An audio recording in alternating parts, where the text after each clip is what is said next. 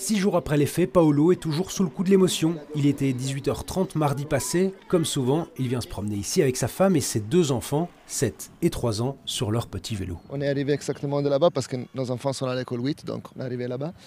Et moi et notre enfant plus grand, on était déjà passés de ce côté, alors que mon épouse et mon enfant plus petit étaient là. Et à un moment donné, il y a eu des cyclistes en peloton de 3 ou 4 qui sont arrivés à forte vitesse, 40-50 km. Et mon enfant est rentré là-bas et se sont cassés exactement en face. Andrea est en sang, violemment blessé au visage, et les parents en panique. Ils sont aidés par quelques passants et une ambulance transporte Andrea à l'hôpital. Il a fait une nuit à l'hôpital en observation. Et après il est sorti, il a encore plein de blessures, il a la bosse comme ça forte, mais ça va mieux. Normalement, il rentrera à l'école cette semaine.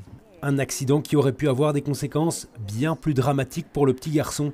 Des vélos qui dévalent à toute vitesse, c'est ce que constatent de nombreux promeneurs, particulièrement en soirée et le week-end. C'est un sport pour eux, quoi. Généralement, c'est des vélos de course. Et on voit que c'est des gens qui s'entraînent plutôt qu'un divertissement, quoi. Il y a des petits enfants qui jouent ici, et puis le vélo passe à toute vitesse, c'est un petit peu dérangeant. Pour les enfants et les animaux. C'est très dangereux pour les animaux et les enfants. Surtout les enfants, oui. Aujourd'hui, le père d'Andrea lance un appel aux autorités pour prendre des mesures et éviter un nouvel accident. Je pense qu'il faudrait mettre des dissuaseurs de vitesse pour casser un peu la dynamique de cet anneau où on peut faire des entraînements. Ce qu'il faut faire, c'est interdire qu'il y a des gens qui viennent s'entraîner, des pros, semi-pros, des cyclistes qui s'entraînent à 40-50 km. Et l'appel a été entendu, la question s'invite à l'agenda des autorités bruxelloises. On a plusieurs pistes qu'on analyse.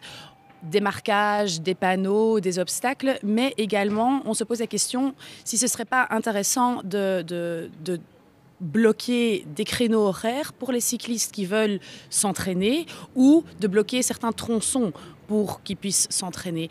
Et d'ici là, la police gardera à l'œil les éventuels cyclistes imprudents.